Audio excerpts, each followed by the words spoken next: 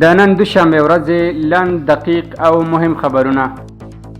د اطلاعات او کلتور سرپرست وزیر ملا خیرالله خیرخوا د تخار ولایت د اطلاعات او کلتور ریاست له رئیس سره په لیدنه کې د دې ریاست کړنې ستایلې او د لاښوالي لپاره یې اړینې سپارښتنې ورته کړي دي. ښاغلي خیرخوا ډاډ ورکړه چې تخار کې به د فرهنګي غونډو د جوړولو لپاره هر ډول همکاري وکړي.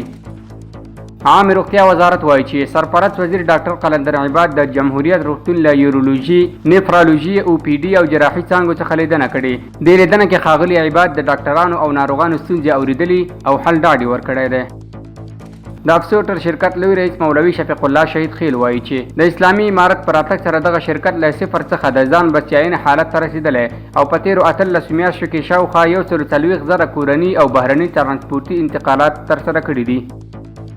د مالیې وزارت مسؤلینو د دې وزارت د کلني راپور په غونډه کې ویلي چې په 14 لمریز کال کې د 1400 کال په پرتله د عوایدو کچه 30 سلنه لوړه شوې ده. د افغانستان بانک ویاند وایي د افغانستان بانک په تیر یو کال کې د معقولو پولي سیاستونو په پلي کولو سره د افغانۍ ارزښت د بهرنیو اسعارو پر وړاندې په ښه ډول ساتلی دی. د ملي دفاع وزارت وایي د حمایي لوا په ورکشاپونو کې زرګونه بېلابېل ډول پوځي وسایط ترمیم شول.